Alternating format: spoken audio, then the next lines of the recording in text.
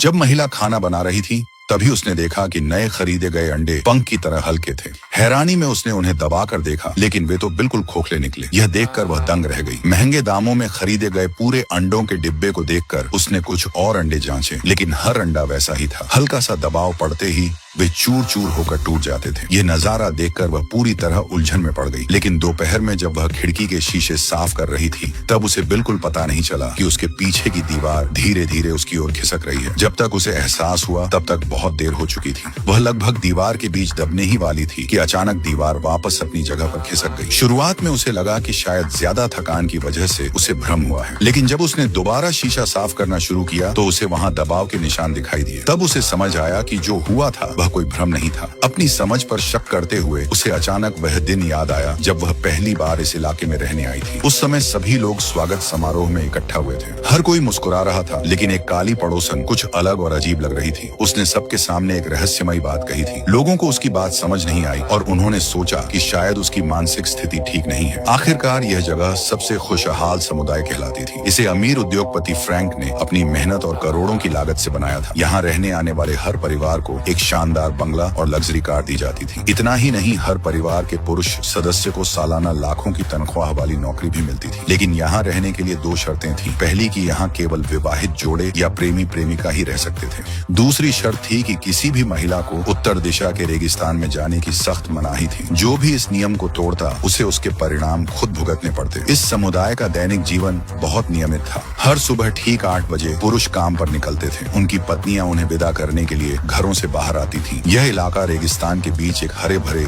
नखलिस्तान में बसा था। पुरुषों को हर दिन 1 घंटे की ड्राइव करके उत्तर दिशा में स्थित विक्ट्री मुख्यालय में काम करने जाना पड़ता था। वहीं महिलाओं को केवल एक आदर्श गृहिणी की भूमिका निभानी होती थी। पति के जाने के बाद वे घर की हल्की फुल्की सफाई करती और फिर आराम से अपना समय बिताती। समुदाय बहुत बड़ा नहीं था, लेकिन यहाँ हर सुविधा उपलब्ध थी। मिठाइयाँ और पेय पदार्थ तक मुफ्त मिलते थे। यहाँ लोग बिना किसी चिंता के आरामदायक जीवन जी सकते थे। यहाँ तक कि महंगे ब्रांड और लग्जरी सामान भी बेहद सस्ते दामों में मिलते थे। पैसों की कोई कमी नहीं थी। हालांकि एक काम सभी महिलाओं के लिए अनिवार्य था। उन्हें रोज मालिक की पत्नी द्वारा संचालित योग कक्षा में जाना पड़ता था। उद्देश्य था अपने शरीर को आकर्षक बनाए रखना, ताकि वे शाम को लौटने वाले अपने पतियों को खुश रख सकें। ज्यादातर लोग इस समुदाय में रहना अपने लिए गर्व की बात मानते थे, लेकिन सभी को लगता था कि वह काली महिला बाकी लोगों से अलग थी, क्योंकि उसने पहले ही नियम तोड़ दिया था। वह अपने बेटे को लेकर उत्तर दिशा के रेगिस्तान में चली गई थी। जब सुरक्षा कर्मियों ने उसे ढूंढा तब उसका बेटा गायब हो चुका था। वहाँ केवल उसके बेटे का सबसे पसंदीदा खिलौना मिला था और उसी दिन के बाद से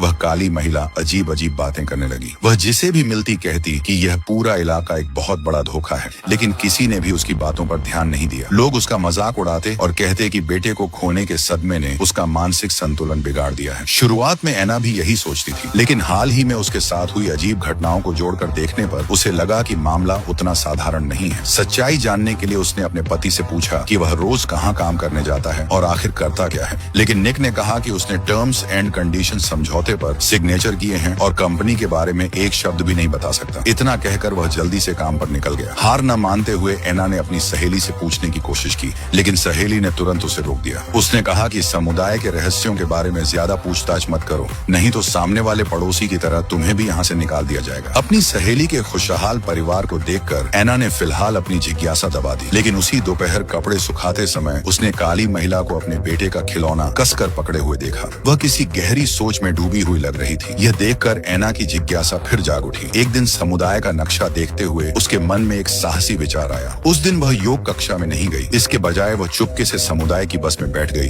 ताकि यहाँ के रहस्य का पता लगा सके। कुछ ही देर में बस अंतिम पड़ाव पर पहुँच गई। ड्राइवर वापस लौटने ही वाला था कि अचानक ऐना को एक जोरदार धमाका सुनाई दिया। आवाज की दिशा में देखकर उसने आसमान में धुआं छोड़ता हुआ एक विमान देखा। स्पष्ट था कि विमान में कोई गंभीर खराबी आ गई थी और अगले ही पल वह विमान थोड़ी दूर जाकर दुर्घटनाग्रस्त हो गया। ऐना घबरा गई और उसने तुरंत ड्राइवर से गाड़ी रोकने और लोगों की मदद के लिए वहां चलने को कहा, लेकिन यह सुनते ही ड्राइवर का चेहरा पीला पड़ गया। उसने कहा कि वह जगह प्रतिबंधित क्षेत्र है और वह किसी भी कीमत पर वहां नहीं जाएगा। उसने ऐना को भी सलाह दी कि वह इस मामले में दखल न दे। जब ड्राइवर किसी भी हालत में मानने को तैयार नहीं हुआ तो ऐना खुद ही लोगों को बचाने के लिए उतर गई। जैसे ही वह उतरी तो ड्राइवर पर बस लेकर तुरंत वहां से भाग गया। जल्दी जल्दी आगे बढ़ती एना ने सड़क किनारे लगे खतरे के चेतावनी बोर्ड पर ध्यान ही नहीं दिया। जब वह दुर्घटना वाली जगह पर पहुंची तो हैरानी से उसकी आंखें फटी रह गईं। विमान का कोई नामो निशान नहीं था। उसे पूरा यकीन था कि विमान यहीं गिरा था, लेकिन अब वहां उसका एक भी अवशेष दिखाई नहीं दे रहा था। मजबूर होकर वह रेगिस्तान में इधर उधर खोजने लगी। तभी उसकी नजर एक गोलाकार इमारत पर पड़ी।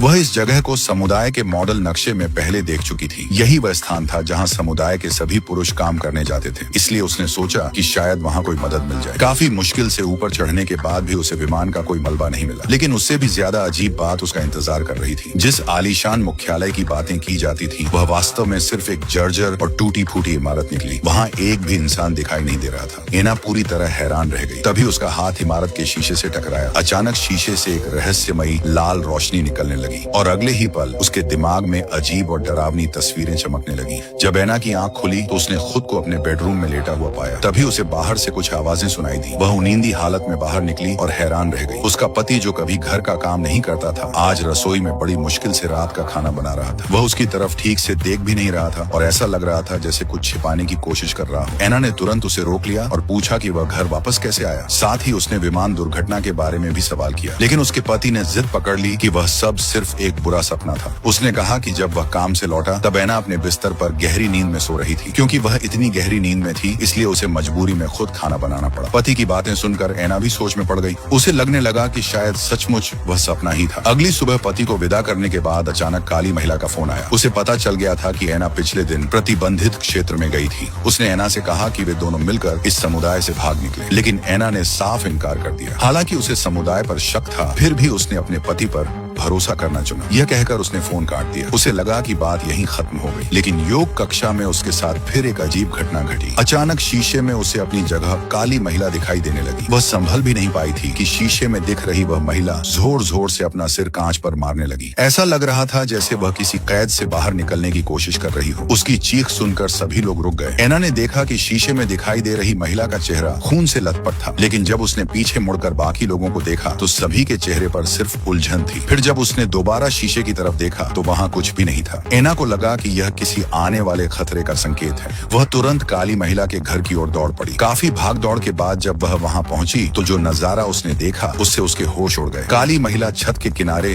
बिल्कुल सीधी खड़ी थी। एना की आवाज सुनकर उसने धीरे धीरे पीछे मुड़कर देखा, लेकिन अगले ही पल उसने चाकू निकाला और अपना गला काट लिया। एना उसे बचाने के लिए दौड़ने ही वाली थी कि अचानक लाल कपड़े पहने दो सुरक्षा गार्ड वहाँ आ गए। उन्होंने बिना कुछ कहे उसे जबरदस्ती वहाँ से हटा दिया। शाम को जैसे ही उसका पति घर लौटा तो एना ने सवालों की झड़ी लगा दी, लेकिन सारी बातें सुनने के बाद उसके पति ने पूरी दृढ़ता से कहा कि काली महिला की मौत नहीं हुई है। उसके अनुसार वह सिर्फ खिड़की साफ करते समय गिर गई थी। उसने कहा कि एना ने जो देखा वह गलतफहमी थी। कुछ टांके लगाने के बाद वह बिल्कुल ठीक हो गई थी। पति की बातों से एना को जरा भी विश्वास नहीं हुआ, क्योंकि उसने अपनी आंखों से उस महिला को गला काटते देखा था। अब उसे लगने लगा कि पूरे समुदाय में कुछ न कुछ बहुत गलत है। इसलिए उसने एक बार फिर पति के काम के बारे में पूछना शुरू किया, लेकिन उसका पति फिर वही टर्म्स एंड कंडीशन समझौते का बहाना बनाने लगा। एना ने लगातार सवाल पूछने जारी रखे। आखिरकार तंग आकर निक गुस्से में फट पड़ा। उसने कहा कि वह पदोन्नति पाने के बेहद करीब है। अगर एना इसी तरह बेकार की बातें करती रही तो न सिर्फ उसकी नौकरी चली जाएगी, बल्कि फ्रैंक उन्हें समुदाय से भी निकाल सकता है। पति की गंभीर चेतावनी सुनकर एना चुप हो गई,